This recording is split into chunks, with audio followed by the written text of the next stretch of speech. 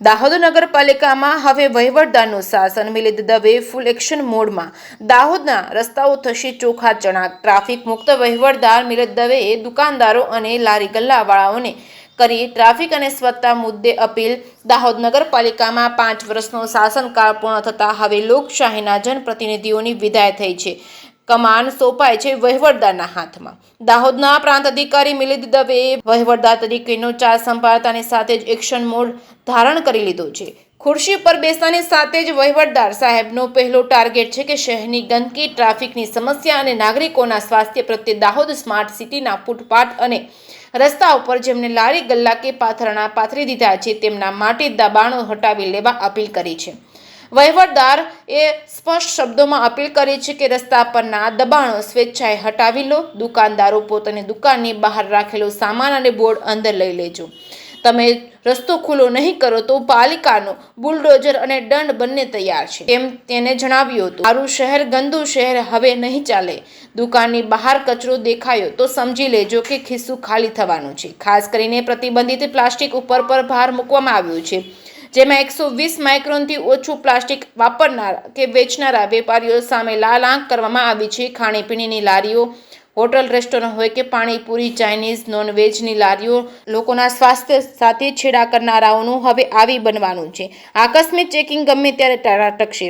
ખાસ કરીને આગામી 20 માર્ચે શુક્રવારના રોજ આખું તંત્ર રસ્તા પર ઉતરવાનું. ચીફ ઓફિસર અને પાલિકાની તમામ ટીમો સાથે મળી મિલિંદ દવે પોતે શહેરભરમાં સ્પેશિયલ ડ્રાઈવ ચલાવશે. વહીવટદારનો સ્પષ્ટ સંદેશ છે કે આ કોઈ 2-3 દિવસનું નાટક કે દેખાવો નથી. આ કાયમી વ્યવસ્થા છે. દાહોદને સ્વચ્છ અને ટ્રાફિક મુક્ત બનાવવાનો એક મારો સંકલ્પ છે.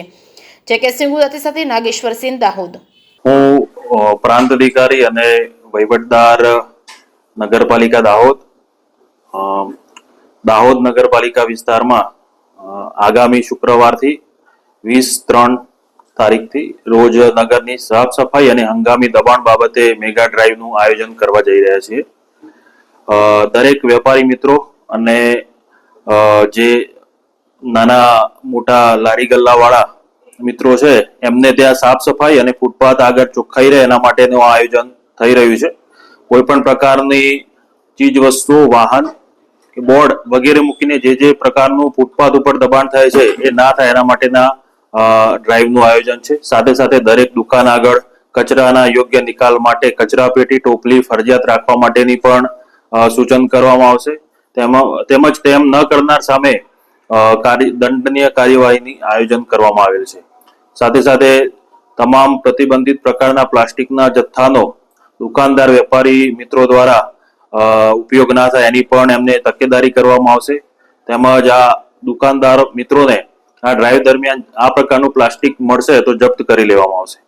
સાથે થોડા સમયમાં થયેલું નગરપાલિકાના વિસ્તારમાં હંગામી દબાણ છે એ પણ દૂર કરવાની કાર્યવાહી જોડે જોડે કરવામાં આવનાર છે.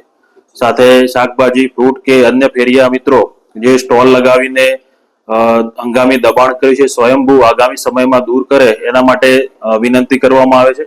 હંગામી પાર્કિંગ બાબતે નગરમાં અનધિકૃત વાહન પાર્કિંગ થાય છે તો એ ના થાય એના માટે વિનંતી અત્રેથી કરવામાં આવે છે. નહીં તો આ બાબત ધ્યાન ઉપર આવશે તો ડ્રાઈવ દરમિયાન એમની સામે દંડનીય કાર્યવાહી કરવામાં આવશે.